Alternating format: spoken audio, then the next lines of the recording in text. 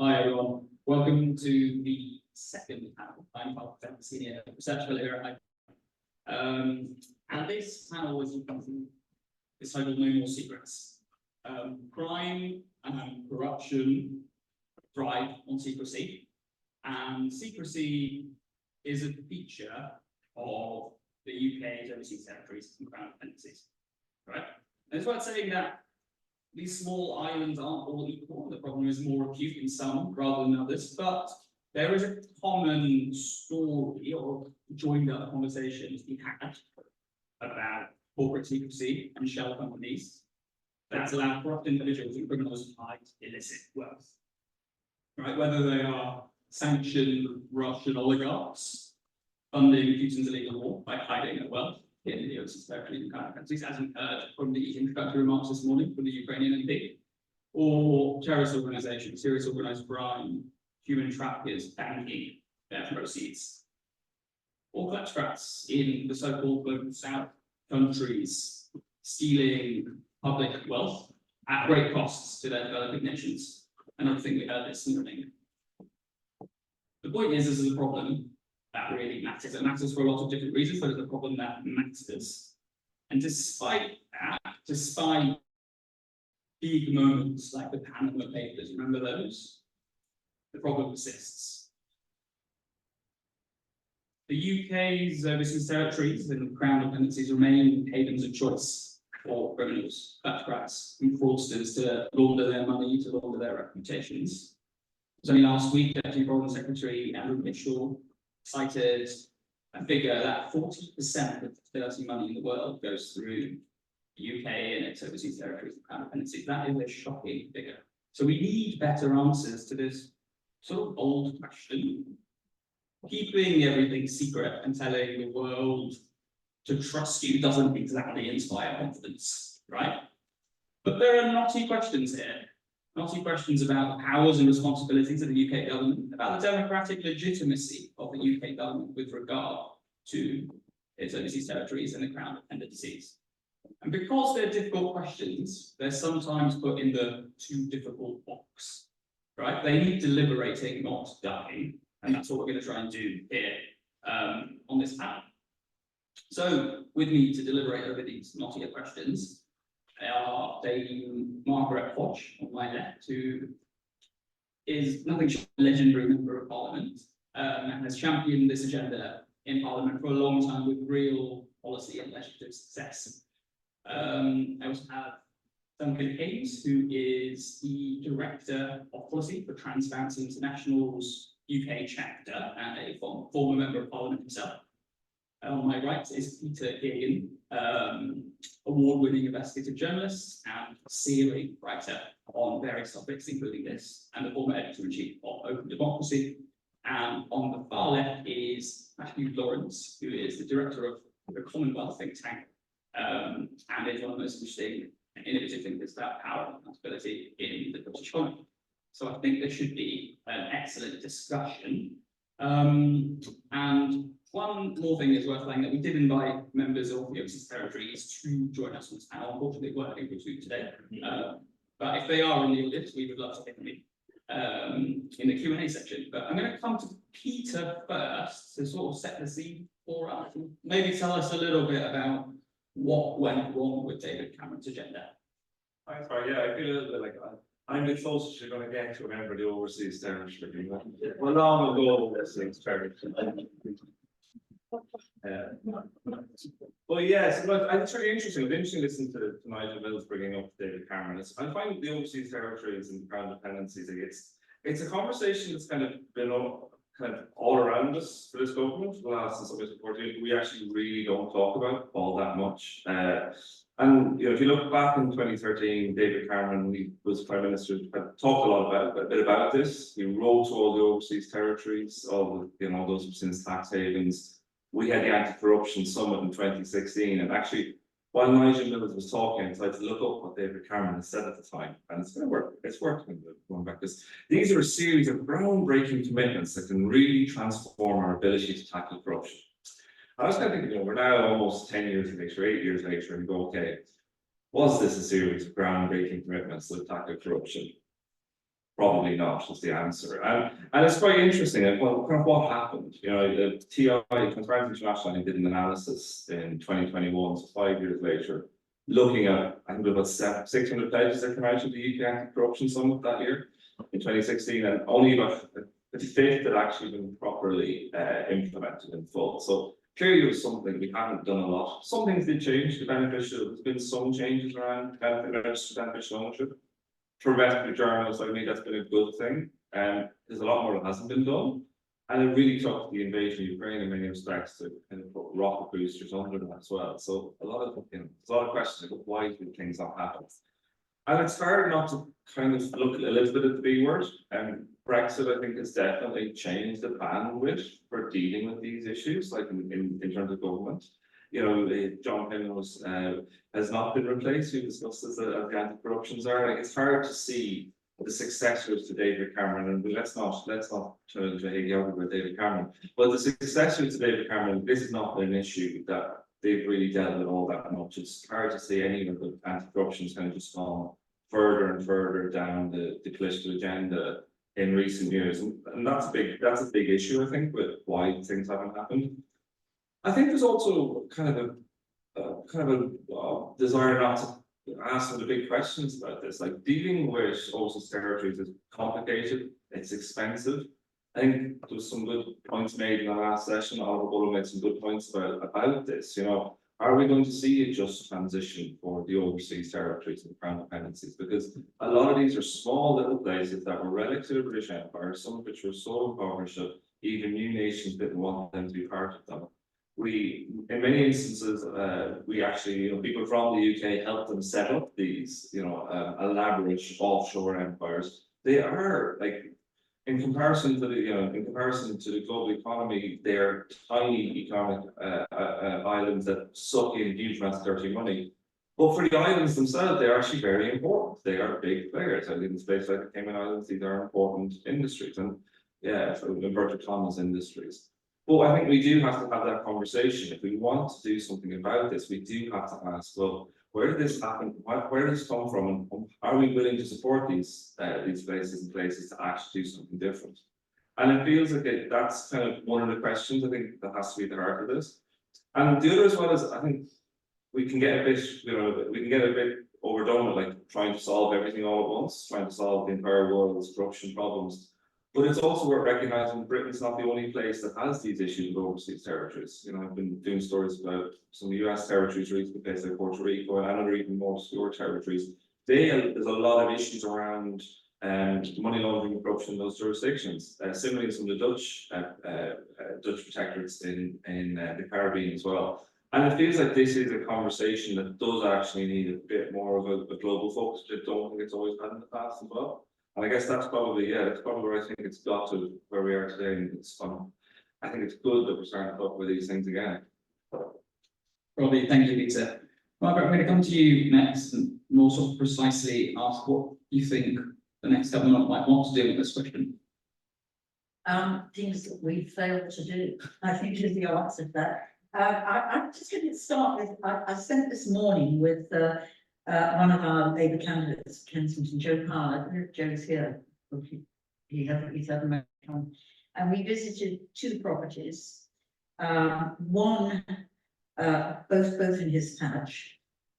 We knocked on both doors. One's worth about, I don't know, they're in the multi-millions. One of them is owned by Lavrov, we think, who is one of Putin's close people, but it's inhabited by his mistress's daughter, who is about 26, and I think they spent about 4 million quid buying that property.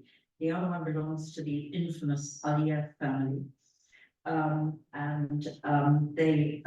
that is owned through a shell company, which is then located in one of tax havens, I think probably BVI, because most of them are. And what was really interesting for me, just to tell the stories, it was quite funny. So we arrived at these properties, knocked on the door, because nobody was there. And then up scurries all these people who were in charge of the property saying, what the hell are you doing here? Who the hell are you? So I showed them my MP's pass. And I said, I'm here because I'm really interested in talking to the owners of these properties who bought the money with with the bought properties with money that was laundered. And I don't think that's a really good idea. And I just wanted to hear from them the explanation. All the people around them, are, of course, the enablers. So even the estate agents who were protecting them and who refused to allow us access and who scurried us out of the box that we were in, are themselves complicit because they don't know their customer and they take absolutely no responsibility for ensuring that people who bought who buy homes in Britain buy them with a legitimate amount of money and therefore are legitimate owners of that property. It's just a little story on the side. So what should we do? It's always seemed to me from the early days when I got involved in illicit wealth, money laundering and all that sort of stuff, that one of the reasons that we're in the UK have become the jurisdiction of choice for so much dirty money is our relationship with our tax havens. We've got a deregulated environment. We've failed to hold the enablers to account, as I saw this morning. We still don't have the transparency that I would want. We're pathetically poor in our level of enforcement, even with the poor regulation we've got.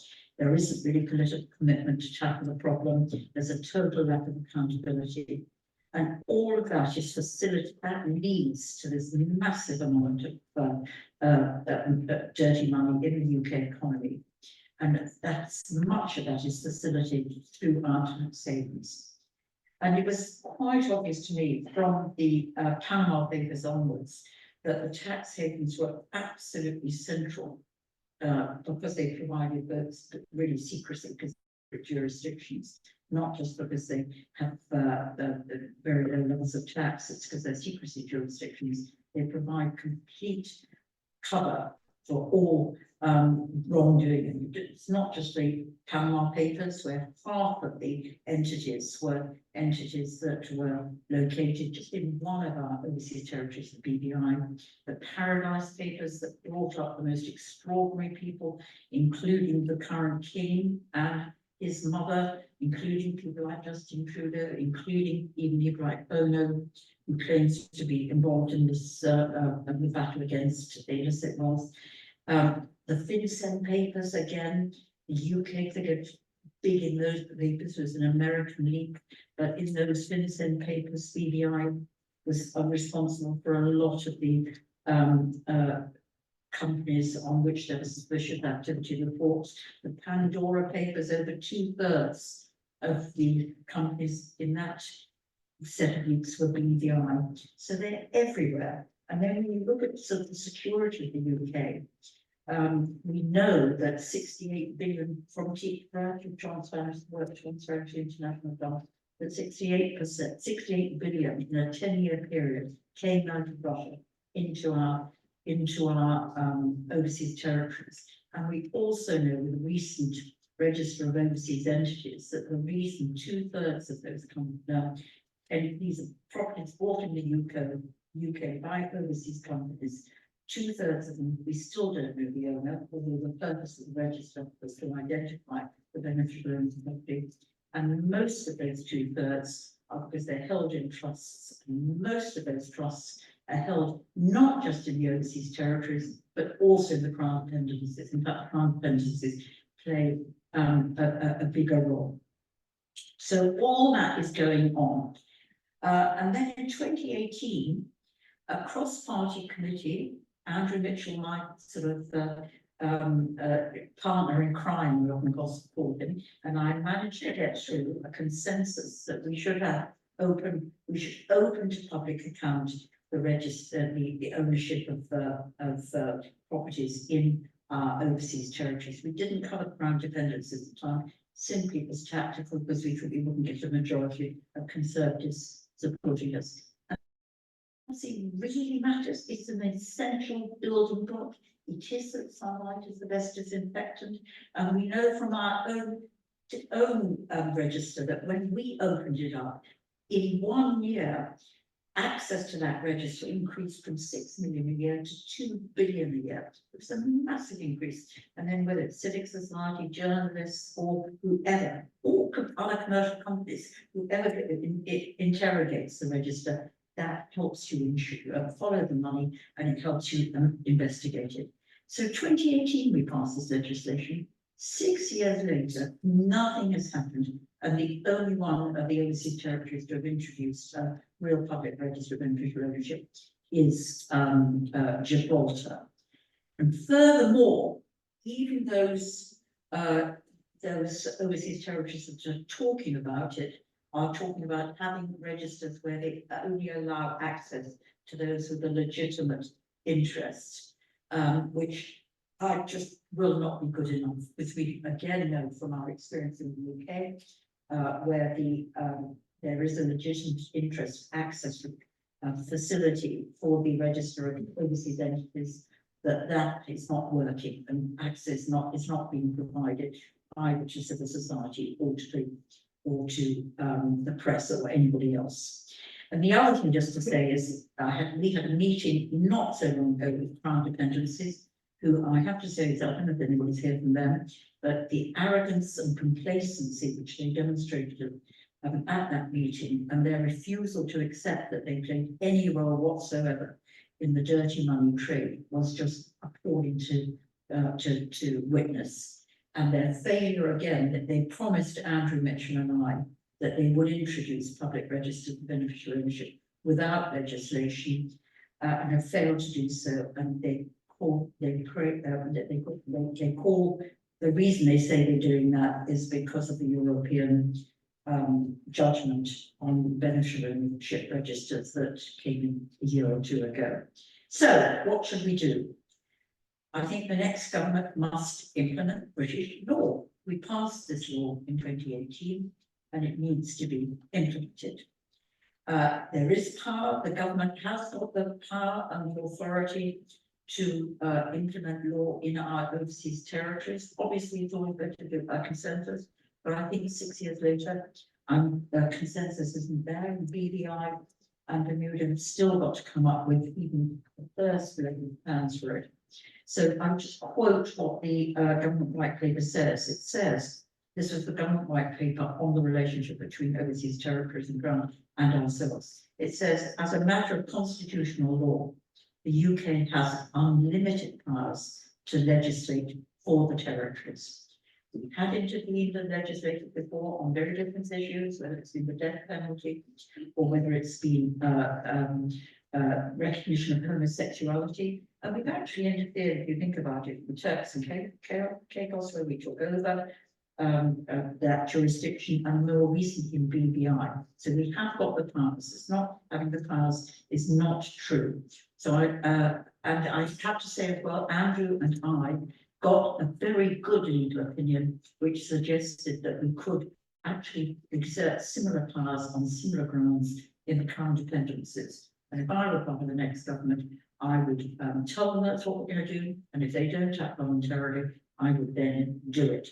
So we've got to be bold, we've got to be clear, we've got to be determined.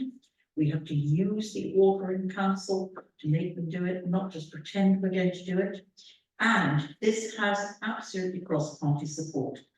We cannot, the idea that we in the UK or the UK Parliament or your representatives should be colluding or facilitating in the thriving of economic crime and dirty money is just not on. We will never become, Britain will not become a trusted jurisdiction for as long as we tolerate the continuation of illicit laws. And very finally, if we're interested in economic growth, well-being, and the trickling down of that into equalising life chances of the population, we'll never ever achieve that on the back of dirty money.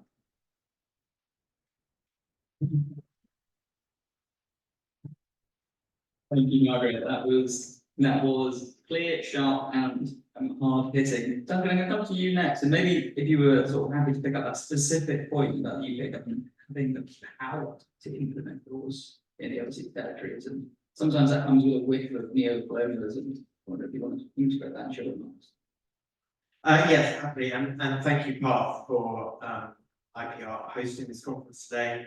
It's an unenviable position to follow Margaret. She is a phenomenon, and frankly, if it hadn't been for her tenacity and her really smart insistence on working cross-party, whether that was with Nigel Mills, who we heard earlier today, or Andrew Mitchell, now in government, or Lord Agnew, now not in government. This particular topic wouldn't even be on the agenda today, so we owe her a great deal. On this point about different perspectives from different parts of the world, different histories on this issue. I really want to share the privilege of this platform with my colleague Rafan Jani, who speaks for Transparency International in Nigeria. Let me just quote what he has to say. Beneath the veil of shell companies lies a harsh truth. The exodus of public funds from nations like Nigeria to the shadowy recesses of Britain's offshore secrecy havens. When public funds earmarked for development are diverted to offshore entities, it is not just Nigeria that suffers. It is a blow to the global community's quest for economic equity. So, I mean, they are far more eloquent than I could have been, and a really clear endorsement for why an organisation founded on concerns with social justice like IPPR should be pursuing this question. This is not some kind of regulatory dispute between financial centres, one of which is an old colonial power. This is actually about the accountability of wealth and power in our world today, and the anonymous ownership of wealth, and with it, the anonymous direction of corporate actors prevents accountability. And that is a big challenge for all of our societies, and indeed for governments globally, on issues from climate to peace and security.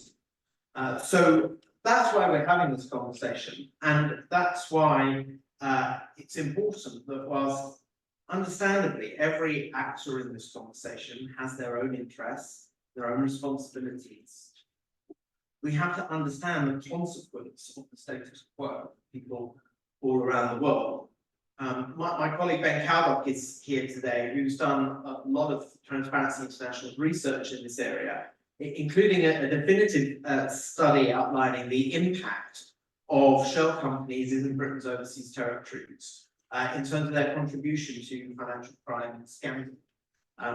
He looked at over 400 cases with a total economic damage globally of in excess of £200 billion, and found within them 1,200 companies registered in UK territories. 9 out of 10 of those were registered in the British Virgin Islands. So when Parth said it's not a homogeneous picture, this is absolutely right. If we're concerned about harm, we probably need to focus on those places where the service offer from these financial centres is most exploited by nefarious actors. But I had a lot of sympathy for what Oliver said this morning. And let's remember, much of this illicit wealth, because all of this illicit wealth doesn't stay in places like the British Virgin Islands, right? It's the places that Margaret was visiting this morning here on our doorstep. And Oliver was right to say that we in this country encouraged the economic path that these societies followed, and the consequent new dependencies they had. When I read the indictment of the former Prime Minister of the British Virgin Islands, who was arrested by the FBI, and I heard the things that they recorded him saying, that he was subsequently convicted and jailed for, I couldn't help but feel, you know, this was a man who, despite being his society's Prime Minister, felt a need to ingratiate himself and be at service to people with no regard for what they were actually up to. And so the BVI has become very dependent on this setup. Half of the government's revenues come from company registrations. You can understand why they're resistant to putting this income at risk. I said to someone the other day, well, declining society compared to massive economy like ours, the value of that might be a lot to that government, but compared to the harm that it's doing, tiny. Would it not represent good value for money to start underwriting some of the risks that they feel they would face in doing what we're asking of them, which is to, you know, have no more secrets. Funny enough, anyone you ask, stump up for that, laughs at you. What is half of the revenues of the British Virgin Islands is roughly the same as the annual take from a tax in the UK that no one, well, except some people here, but normally no one has ever heard of, the annualised tax on enveloped dwellings. This is a tax on a company that owns a property in the UK, for which there are many exemptions. There are over 2 million title deeds in the UK owned by companies, but there are only 4,000 properties, 4,500 properties that consider themselves eligible to be making payments out of this tax. This is not some great socialist conspiracy. This is a tax that was invented by a man called George Osborne, who, having invented it, upped it by some 50%. Now, I wrote to Rishi Sunak a few years ago when he was Chancellor, saying that he should consider doubling this tax, you know, follow his predecessor's path and address some of the exemptions. But even just the revenue that we take from this tax on the companies that are owning property in the UK, residential dwellings in the UK that aren't rented out, that aren't bought in the way that you or I might buy a property to live in this country, even just that one tax is broadly corresponding with the revenues that are at risk to the government of the British Virgin Islands. So I'd be open to us having a conversation, not just writing blank checks or handing cash over, but actually saying, you know, we're asking you to do something that is totally understandable you don't want to do, but is really important. So can we share that? Can we actually break through the stalemate? And I think that might be one of the ways that we might address some of the objections that you alluded to at the beginning of. Thank you, Duncan. I think we'll come back to that just transition question after we hear from Matt. But Matt, I want to put to you something that Margaret said. She sort of said tax havens and then she said secrecy jurisdictions and sort of almost connecting the dots there between tax avoidance and tax evasion. I wonder if you were happy to sort of build that into your remarks here about this question about overseas territory and dependencies. Sure, thanks, Mark. And I feel it needs august gatherings towards important to say I speak on behalf of the think tank Commonwealth rather than the Commonwealth. So just clarify. But I think on sort of the basics of the exam question, I think clearly opacity, which is the core feature of the offshore financial secrecy system, is a common denominator to both the legal and the criminal parts of the financial system, and a clear commitment to delivering on concrete policy objectives and goals. These aren't all difficult to prescribe undesirable activities and bring about desired outcomes without clear oversight of who is doing what, where, to whose benefit. One need only think of Keir Starmer's list of 6 priorities last week that he announced, and think through how many of those are actually impeded by this architecture of secrecy. We see the result everywhere, as we discussed today: the facilitation of economic crime and kleptocracy, the erosion of state capacity, the weakening of democracy, and perhaps new neighbours in Kensington and Chelsea who don't want necessarily. I think one of the positive things, I think in terms of moving forwards, I feel that's an amalgamation of what's already been said and speak to how we move forwards. So I think Oliver's kind of carrot and stick that Duncan also sort of reinforced approach is really important. So that stick is, as Margaret has said, that the next government should work with the CDOTs to establish a clear timeline for the introduction of public registers of beneficial ownership, with that stick being that potential backstop of an ordering council that if there is sort of dithering and delay. But I think on that carrot, Duncan spoke to that, and perhaps if it is a Labour government that takes power, they can sort of draw on one of the sort of most famous quotes from Labour history from Nye Bevan when paying off the BMA to set up the NHS. He said, we need to stuff their mouths with gold.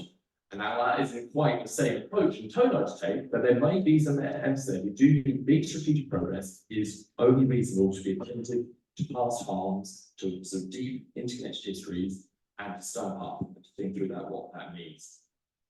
But I think second, today, and this speaks to your point, Mark, today we're widely focused on how the financial secrecy system does such harm through both offshore centres and onshore enablers. But we should also recognise that this same system, this parallel world that ordinary citizens, that ordinary visitors cannot access on lack of transparency, low taxation, that this enables perfectly legal activities that are nonetheless both pervasive and deeply harmful to not just Britain's national interest, but the global economy. And they are the letter of the law, but not the spirit of the law, which reflects the reality that the law is never fixed, but a line of constant sort of contestation. So one example is tax leakage, and that sort of links to what you're saying, Mark, and to much of Margaret's groundbreaking work.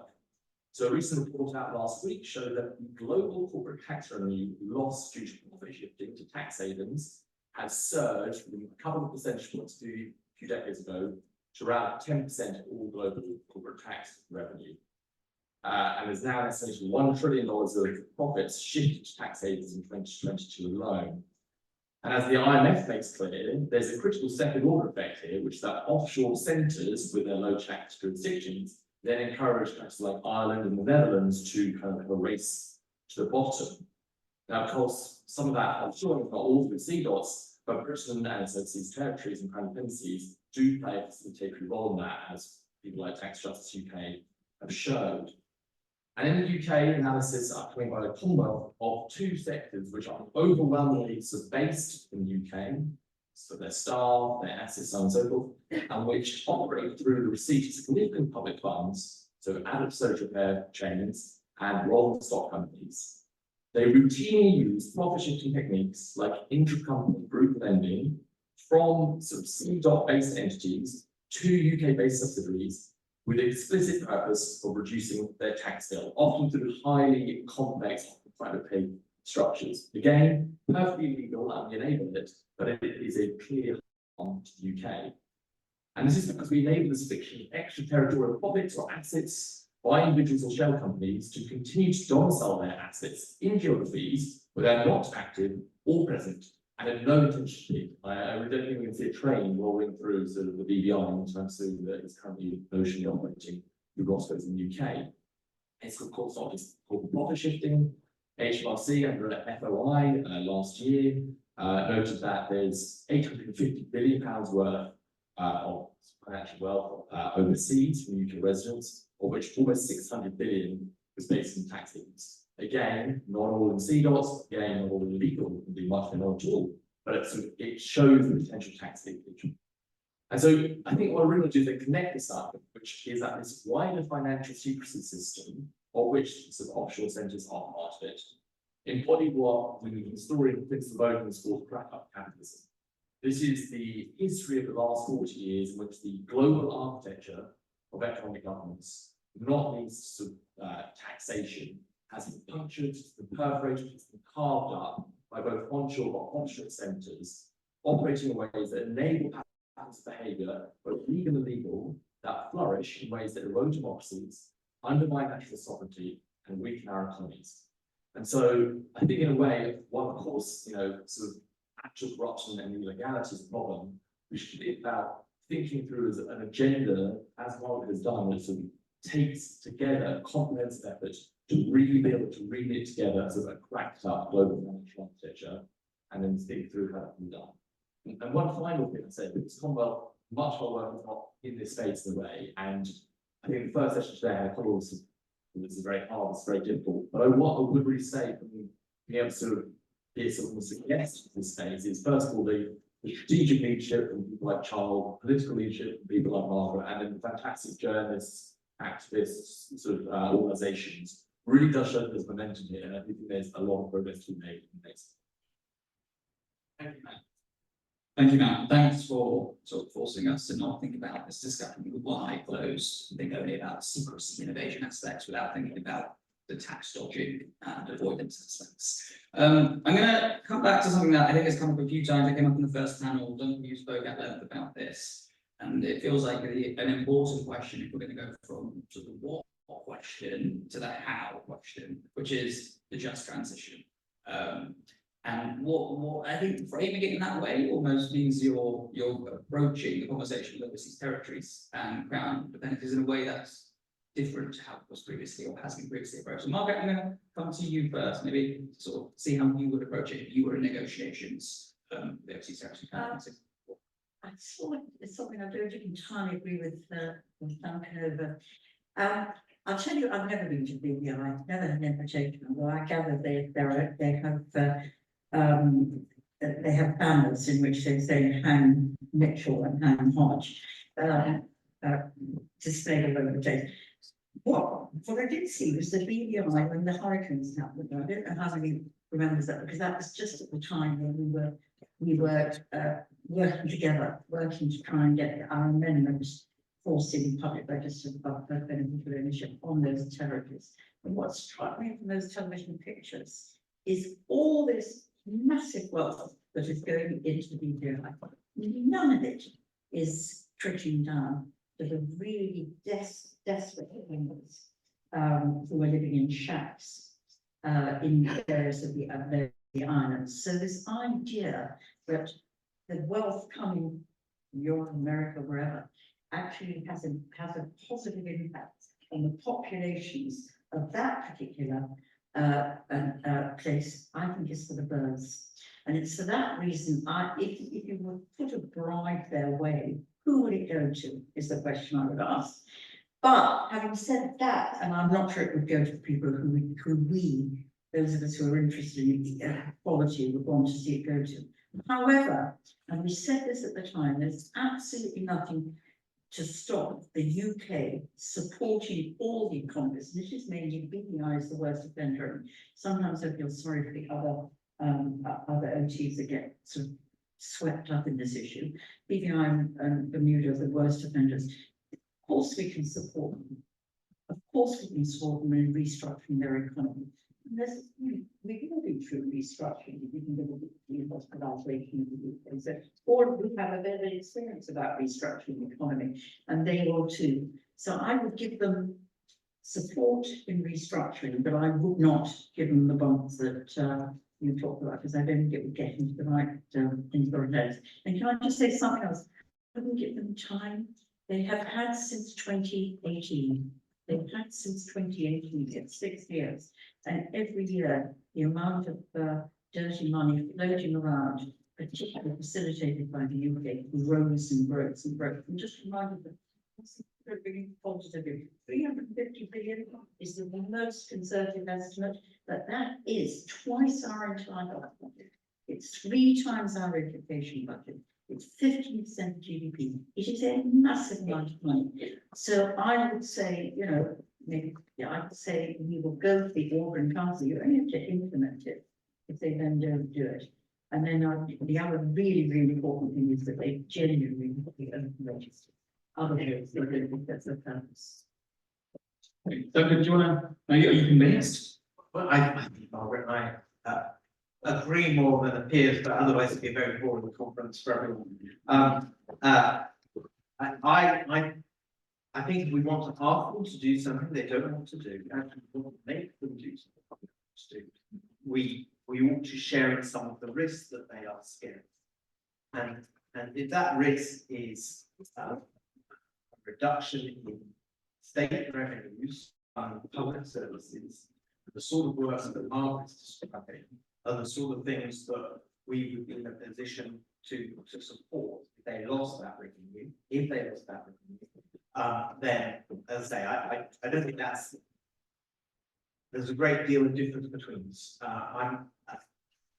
I see it in terms of risk sharing.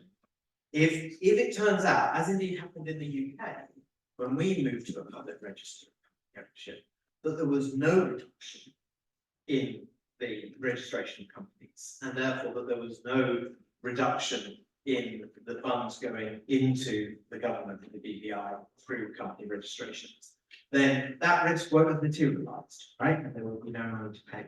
But if you said to the British government today, there's this really important thing you need to do, but half of your current tax revenues depend on the status quo, I think you'd be hard pressed to find a politician willing to take that risk. I'd encourage us to find ways to make doing the right thing less scary for a government. At the end of the day, has to meet the needs of its people. These people go up for election, and if they all campaign with fear about the consequences, but their government, their society is complying with what we've all been arguing today, really necessary for tackling global financial crime. But we need to find a way to break that dependency. Peter, I'd be interested in your view on this sort of carrot and stick, or carrot versus stick debate, but I'd also want to throw in a more dimension, which is a common whataboutism that comes from these small islands, which is, why doesn't the UK government focus on London before it starts to lecture? I think it's an interesting one. I think there's also one aspect of this which doesn't get commented on that often, is the enabling industry around the overseas territories for independence. They've also been very good at like lobbying British politicians. There's been opting APPGs, they take politicians off to, all over the world, sometimes trip to BVI or, a weekend in Gibraltar. And this might sound kind of trite, but it can be really effective. It is how the lobbying in the influence industry in Britain works.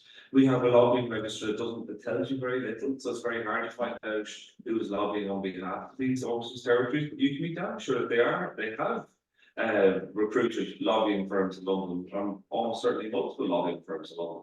And I think that aspect of it's often missed, the industry that goes around with that. I think it's quite important to start talking about that and recognising it, especially if you're talking about a new government making legislation in this area, because this is an area that a lot of parliamentarians don't know all that much about. They are quite, it's not hard to spin some of these arguments as a neo-colonialism. It's not hard to play into concerns about this. So I think there's all of that stuff. I think is quite important for us to kind of think about. And the other bit that does strike me is this is a funny thing for an Irish person to say, but is part of this, you kind of say, look, do you want to be part of the UK, probably part of the UK or not? Like, there is this kind of strange arm's length relationship we have with these territories. And that feels like a conversation that hasn't happened all that much either. I think that might, should that be part of this? And if you are, these are the rules, that gives you a space in which we can have common rules to take in the overseas territories and crown dependencies. And the final word is investigative journalist who works in some of these areas. The amount of times you end up in a secret jurisdiction is just unbelievable, especially the BVI.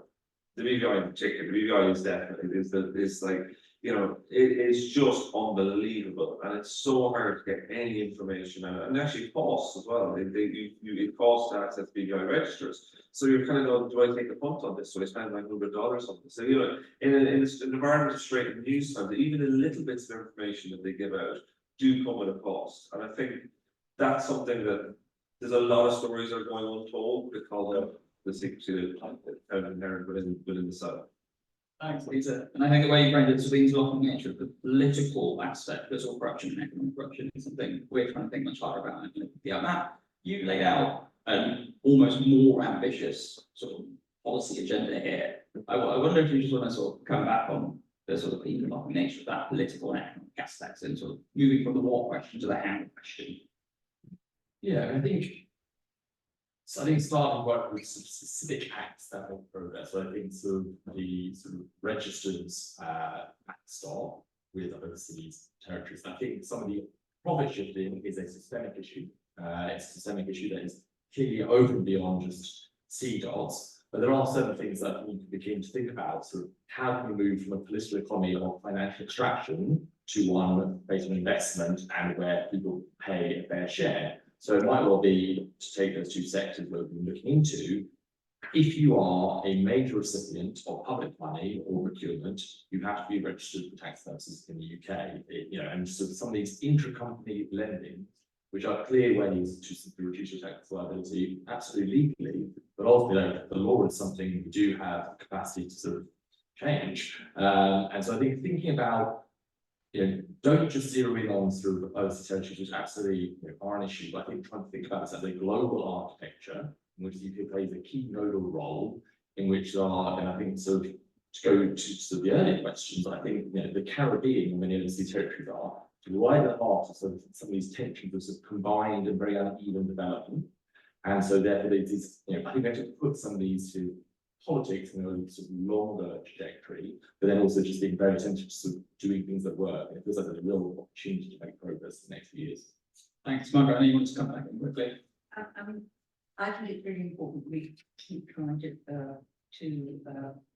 negotiate globally to try and get some agreement to stop profit shifting, which is the way in which tax evasion and otherwise kind of takes place. But my only fear is that if you put all your energy into that, you end up, I mean, OECD has been trying to do that since 1980. So we're getting on for 50 years and they've made pretty little progress, but a tiny bit of progress now. So if you put your egg too much, you should be there at the table trying to do it. But I think we put too much energy that actually not a lot happens. And even if you headquarter a company here in the UK, in a public sector contract, they can still shift their profits to Luxembourg or to wherever they want to. It doesn't stop them doing that. But there are things we can do nationally. We talked about, and it takes it a bit wider than white colour this morning. We can get transparency on trusts. We've avoided doing that. And I think that is something that the time has now come to be pushing for that legislation very strongly. We can really go hard on those, I always say this, bad actors don't dream up the schemes that they then exploit. They are created by the army of enablers, be they accountants, lawyers, bankers, or whatever. And we can, and try to do so in the second economic crime, but we can actually introduce a failure to prevent money laundering across all the whole of the UK economy. And that would act as a massively strong tool to change culture. We can get better enforcement, as the Americans are doing, so that even within the legislation that we have, we talked about that in my APPG, you don't have to raise taxes, you just use the fines again. And the Americans do it much better than we do. And there is lots we can learn from them. Just again, better enforcement will do it. So there are a whole range of things that we can do. We can stop journalists being harassed with slaps if they investigate bad actors, and that we can legislate for that as well. So there's a whole lot of stuff that we can do, in which the role of the overseas terrorism and crown dependency. And I just want to, BVI is the bad, is particularly pernicious. But I was really struck when we talked to the crown dependencies, how they are very much more dependent on the UK. I mean, they're like small district councils. They're very, very small places. Totally, I think, run by the financial services sector, not by the politicians. And I think, again, we've just got to get a handle on it, because they are at the base for a lot, much more the tax evasion environment. This was all that with Apple chose to go to one was it? I can't remember, it went to one of the crown dependencies because they offer them the best deal. So we can actually intervene there in a much more active way. And I think actually our power there is greater than probably a lot of the overseas territories who might think about going independent or linking themselves to another jurisdiction like America. So I think there's a huge amount that we can do, which is perfectly pragmatic and possible, but it needs to be forward. Thank you, Mara. There's some excellent time, I think, to open up for questions. So please do put your hands up. I'm going to take questions in threes, and then put them probably specifically to specific panelists. So you'll take Heather first. Hi, thank you very much to everybody for a fantastic panel. I just very quickly, I just wanted to say that I really appreciated your points that you made there, and I think that the point about profit shifting as part of this, I don't think can be overstated. That it's that sort of activity that actually underpins the dirty money, because it's what legitimizes it. It's the thing that actually makes it very difficult from a political will perspective. And I say that as one of my many points of rage reading the papers this morning was about the rising cost of special needs schools in the UK because they're owned by hedge funds and sovereign wealth funds and so on. It's just one example where that actually undermines our national interest and national security, our development investments, and so I think that's a really important point to keep making without taking away from the specific points about dirty money. I wanted to talk specifically about the overseas territory and just connect the panel with Oliver's point that he made in the first panel about cartels moving in to take up the space that's left when some of our successful interventions work. And I was just wondering, any ideas from the panel around how we can actually help to identify some of the unintended consequences of successful initiatives, some of which you've spoken about already, that we might be able to mitigate. And could something like the threat of cartels and worse actors moving in be used to galvanize political will from those countries themselves as well? Thank you. Thanks. Gonna come around here and then up over there. Makes sense, Holly. Sorry, sir. So I have more of a comment. Basically, if we're just focusing on overseas territories and crown dependencies, you're kind of leaving a loophole for, this sort of money laundering coming into other economies such as France or Holland, or because they can do that same process there, and then from there you can come in here. There has to be a method, or there has to be a way of checking money coming from all sources, not just tax havens or offshore territory, overseas territory. Sorry, yeah, along those lines, basically. You and then around. You put your hand back up so Holly can see. Thank you, really interesting. Harry from Dodds here.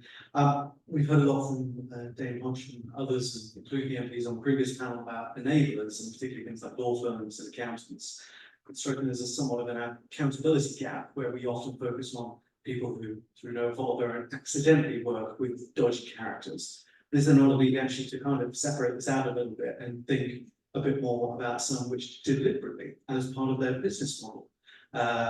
I hope none of them really, because they'll send me a cease and desist, and it rhymes with Carter Pub. And their business model is, it operates on servicing these dodgy characters. And is there not a need to kind of separate that out? Great, got three great questions. So the first one about the unintended consequences of desirable intervention, for example, cartels. The second about displacing the problem elsewhere in a globalized financial system. The third about the business model of professional enablers. Margaret, I'm going to come to you first. Don't know if you want to take the first question and maybe the third. I mean, the first and second, I think, sort of go together, don't they? Yeah, there is a danger of displacement, and I'll use the Andrew Mitchell analogy that he always used, because when we were arguing this with the overseas territories and crown dependencies, if you wait for the whole world to agree public registers of beneficial ownership, it won't ever happen. So somebody's got to start. And he always talked about malaria, which I think is good. Malaria is a global problem. You don't wait for what you start doing is tackling it country by country, and then you reduce the size of the problem, and it becomes ever more easy to tackle. And I think, for me, pragmatically, that has to be the approach we take in relation to illicit wealth and economic crime. It's not the ideal. I'd love to think we can get the OECD, UN, everybody to come across, but we've just seen it in the negotiations to date. It's always the lowest common denominator, and it always only just has a marginal impact on where it goes. And the last question was something. It was about enablers, a business model of professional enablers. Oh, yeah. There are certainly, this is why this very simple little bit of legislation of introducing a failure to prevent economic crime should be so brilliant, because it's if you introduce a duty on all the enablers, whether it's an estate agent, or whether it's a bank, or whether it's an accountant, or whether whoever, or whether it's the guys I met this morning, housing, providing homes for the people from Azerbaijan. If they have a duty to have systems in place that would prevent money laundering and fraud. It will inevitably change the way they behave, because if that is a criminal offence, nobody wants to go to prison at the end of it. So it will, and the reason we're so confident about this is a number, first of all, it was done in the 70s, a long time ago, by the government in the 70s, not the last day, the government, probably the one, just the one before. But where around construction sites, where there used to be a lot of accidents, there used to be a lot of people who got killed on construction sites. And we introduced a duty on those who manage those sites to ensure proper health and safety provisions were in place on the site. Overnight, there was a reduction in accidents and deaths of over 90%. And we also know from the Bribery Act, which was introduced by the last Labour government at the end of the government in 2010, that as well, with a failure to prevent bribery, criminal act put into that too has transformed the behaviour of companies in relation to trying to secure contracts through bribery. So it works, and that to me would be the best thing to kill that business law. Peter, do you want to come in directly on that one? Yeah. I have an issue with the generally like kind of landscape with regulation. Like there's a regulatory gap. A lot of the Solicitors Regulatory Authority is a good example. You know, we've seen numerous investigations with this regulatory authority that found no bad behaviours taking place. And the most obvious example would be the example of a discrete law which worked on behalf of Evgeny Prigozhin, who unbelievably was actually able to sue the journalist Elliot Higgins for saying this incredibly terrible thing about him. Elliot Higgins said that Evgeny Prigozhin was the head of the Wagner Group. Who would have thought such a thing? The poor man suffered terrible ordeal from that. And even when he eventually, that's what got him in the end. Actually. And I mean, not only the OSCE, the Office for Financial Sanctions Implementation, gave a law firm permission to do this. They liaised with the law firm to allow them to do this. The Solicitors Regulatory Authorities have seen no problem with this. And we have similar cases like this, these upbeat cases. And they don't just affect journalists, we're seeing it affecting NGOs and others too. And that's just in one area, actually. There's a problem across the piece when it comes to a lot of the self-regulation around these things. And I think, there has to be, as long as there is very little stick for breaking, not just breaking rules, for not doing this kind of due diligence that Margaret is talking about. It should be fairly basic, asking like where, and is it actually one good example is electoral law. Unbelievably, in electoral law, it's not actually clear if a donation and its proceeds of crime is illegitimate. So there is an issue in Britain that is not clear, British, just to repeat that, whether it's permissible or not for the proceeds of crime to constitute an electoral donation.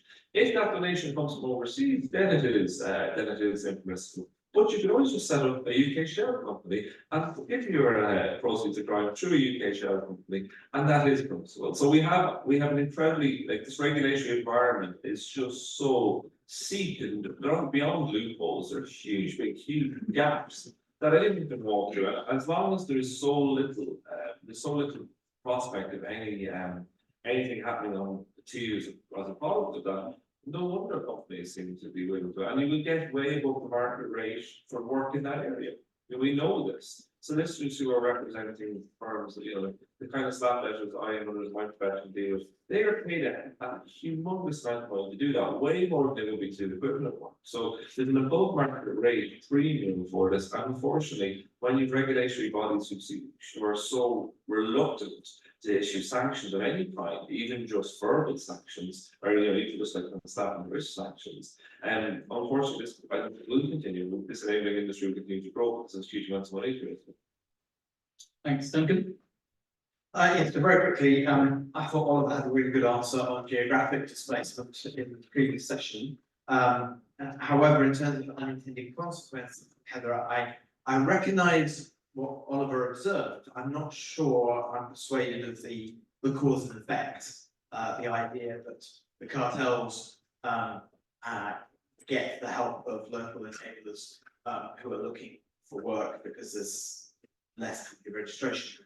I think just as plausible hypothesis is that if you have a, we see this in the UK and London, frankly, if you have a service offering that attracts a certain sort of client, they bring with them a lot of their other behaviours and their other norms. Whether that's security guards that are carrying firearms in prep school playgrounds, when they collect their kids in their charge, or expectations around the behaviours of other enablers. In fact, I recall one I spoke to about a year ago, who I'm sure she's a reformed enabler, but she described how running a very small PR agency, she found that she was attractive as an enabler to a crony of a kleptocrat, because they realized very quickly their business would be something that her business would be completely dependent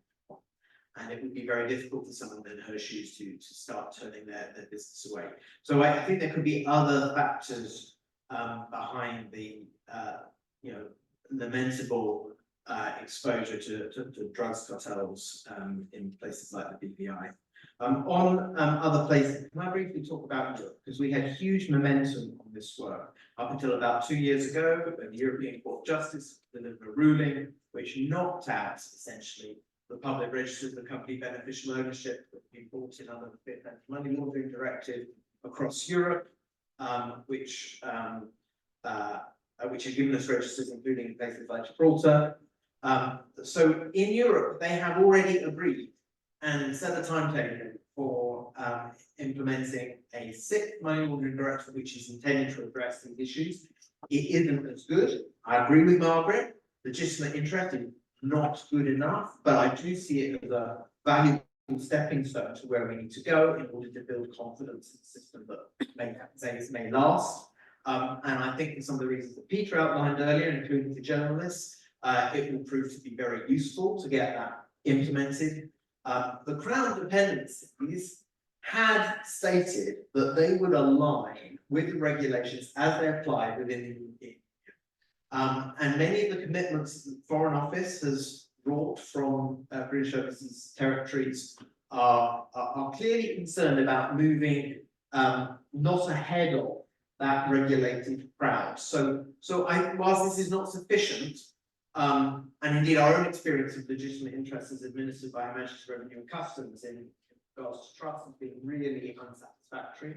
Nonetheless, I think it is a stepping stone to where we need to go, and a way of building confidence amongst all stakeholders in continuing to move in that direction. And that is a good reason, if nothing else, why more of these financial centres that don't want to be seen as providers need to get with the programme.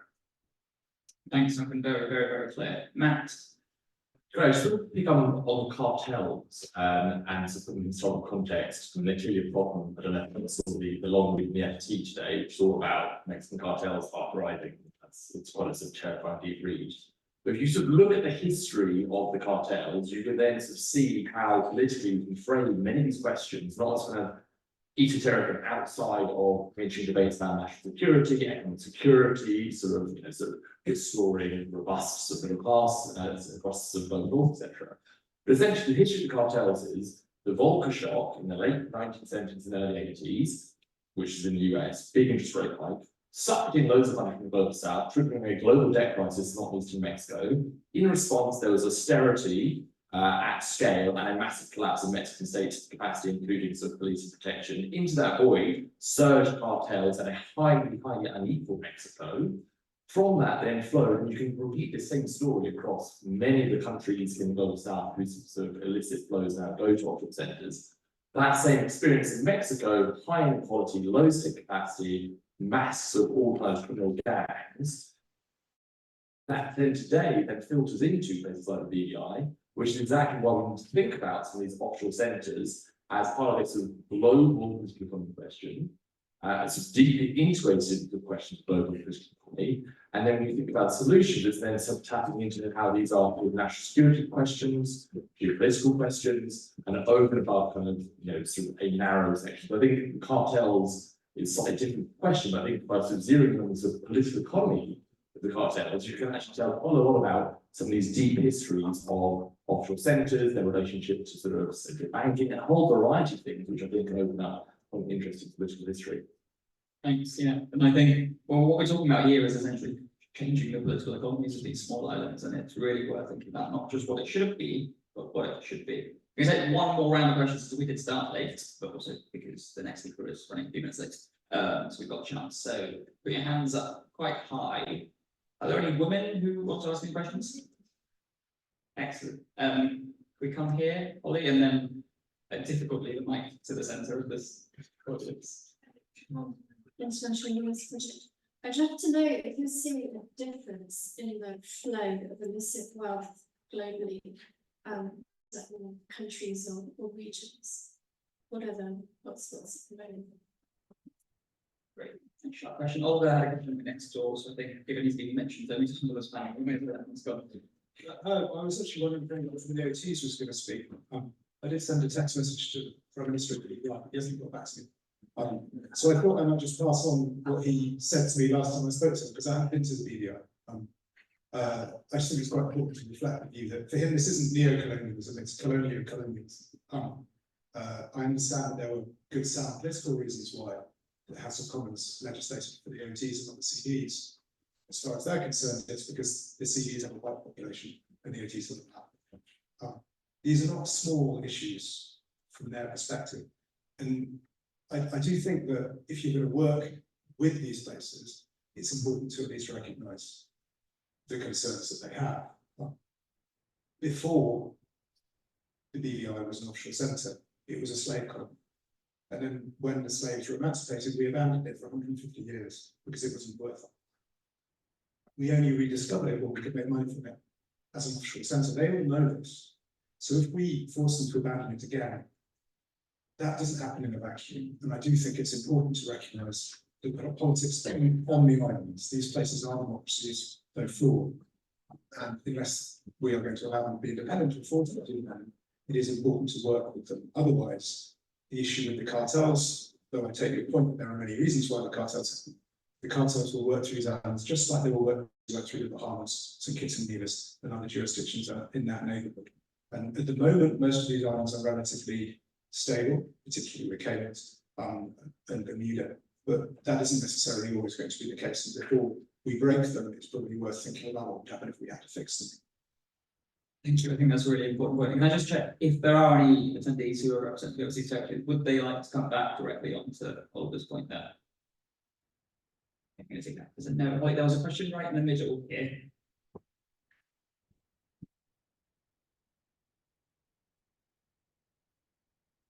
Hi, thank you so much for the comments about the morality, and also as well, Peter, I thought your comments around the lobbying was so key. And I think this isn't necessarily about the technical thing, but I think there's such an opportunity of fixing how we view politics and our society is structured if we can fix this. Because as citizens, I think we're so used to throwing our hands up in the air and saying it's so complex and Amazon doesn't pay tax and all of this money. Where money is to be made, it feels that we abandon all hope of just finding a good way for people to live. I live in London, I'm sick of our communities being hollowed out by empty homes. There's so much that's damaging here, and I feel that we just don't really connect to the opportunity of actually making a politics that would work well for everyone, and maybe bring back some respect for our institutions. Because I have to say, respect feels very low, and I look constantly to politics, and I can't always tell the difference between the pigs and the farmers.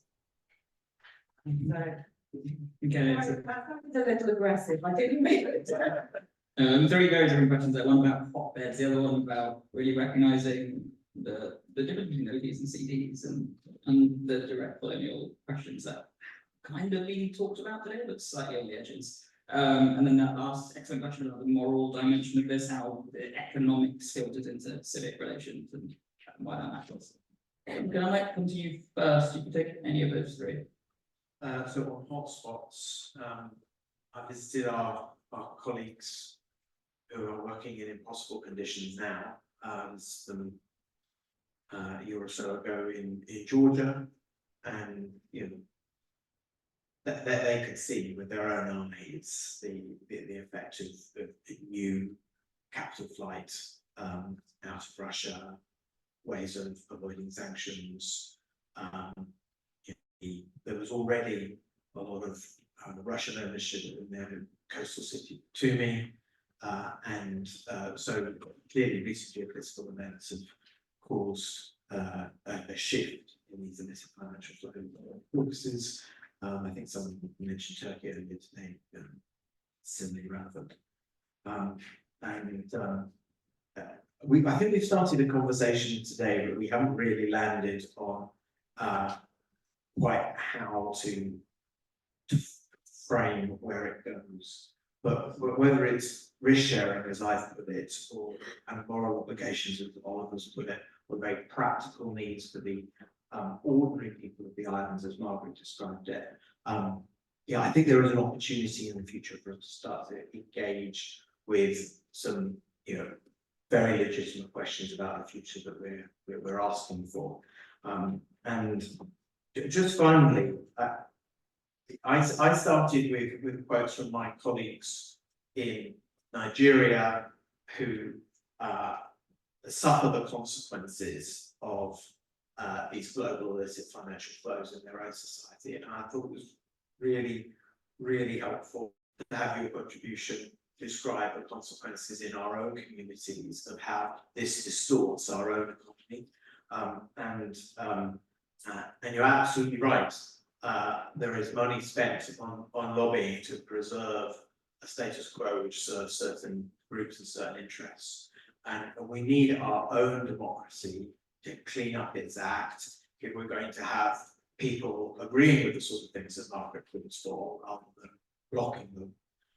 And for you as voters, as citizens in this country, to have confidence that our democratic system can properly engage with these issues without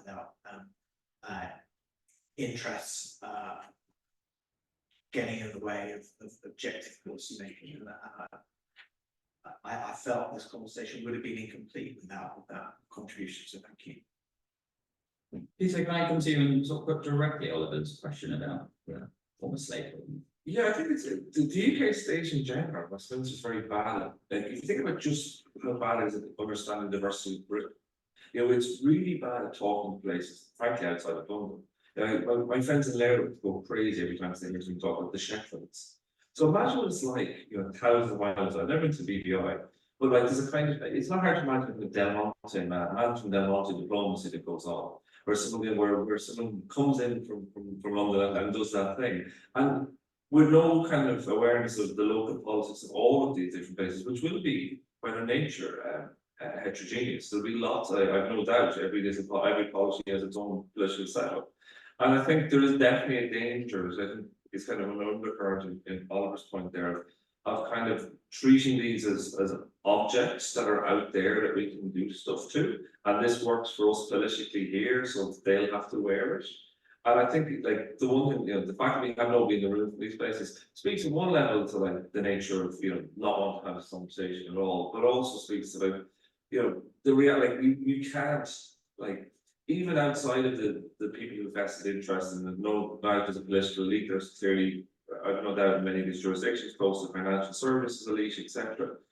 But if you want to make change in it, like I live in Glasgow for years, so it's a conflict, nothing about it, nothing about us without us, and that idea, I think there has to be more than just the kind of the level of engagement that has been so far, which looks to be very, very, very surface and very weak. I think that will take a lot of time, and that has to probably happen in conjunction with any sort of political engagement that happens in Britain about what we would like to see. You also have to engage with the kind of realities of these places, because it would be yes, Britain could maybe get rid of them on one level, but if they continue to, if this is what they still do outside of British control, the problem still exists, and unfortunately architecture is already there. So you don't want to lose the leverage you do have. I think that is a danger. It's a really important point. I'd like to see maybe instead of having APPGs funded by lobbyists going out on trips to BVI, you could actually have proper government trips to go and find out what's happening. Thanks. Now I'm going to come to you. I'm going to put that last question about the moral and social dimensions of this problem. Well, I think for me, personally, there is a clear moral case for reparations to the Caribbean in general. If you look at the historic harms, the deliberate underdevelopment, and the way that underdevelopment rebounded to enrichment of Britain over the century, I think there's a clear moral case for that. Politically, that is a difficult thing to sell, or maybe it's not difficult, just don't try and sell it. But in some ways, a comprehensive settlement, maybe through the guise of like, how do we have a just transition plan for each of the particular geographies we need, can then also combine with the genuine sort of actual repair for harms. And so there's a way to potentially square two birds with one stone. Yeah, that's right. And the second thing I just want to sort of end on really is, in the first session, pretty interesting question around sort of the political salience of this issue and of corruption and money laundering and so on. And I was reflecting on a colleague of mine whose work focused on sort of political sociology, sort of in-person interviews with people living in Corby and Mansfield. A lot of options for women working really low wage insecure service work, ex-miners, people working spans on warehouse factories. And it's, you know, a work that's fascinating, not least one of the things that routinely comes out, almost the defining thing that people say to her is politics is corrupt. Westminster is corrupt. It's a den of corruption, of lobbying, that they don't represent us, they're not for us. So in some ways, what could be a more sort of positive political offer and more political say, you know, this is the idea that starts saying, I think there really is savings for a cross-party sort of intervention that really tries to tackle that group. And I think, you know, show don't tell. I think that showing by tackling as many of these problems today, I think could be the exact type of thing we need to revive some of that sort of belief in democracy. Thank you. And Margaret, why don't you finish it? I'm going to start with the issue of the grant sentences feeling that we're coming in and in an imperialist fashion. Because of course that's true. But what I would say to you, two words, number of things. Remember that the people that are most impacted by the existence of economic crime are the poorest people in our globe. So there's one group in the BVI who are black and who are black, but actually there are millions of people in developing countries who lose most because of tax avoidance, tax evasion, money laundering, drug smuggling, people smuggling, and all that economic crime. So it isn't just that, but I think you need a wider perspective on that.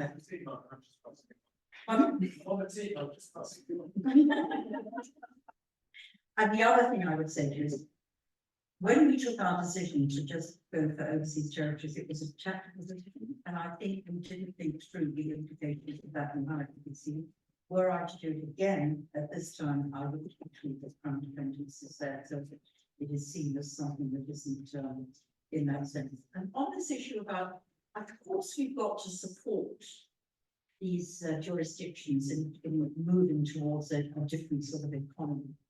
I would accept that, but it might just start with all those financial services companies that are sitting there in the BVI, taking zillions even out of the fact that it's a no tax jurisdiction. But we start taxing them and asking them to put money back into those jurisdictions that they take so much money out of.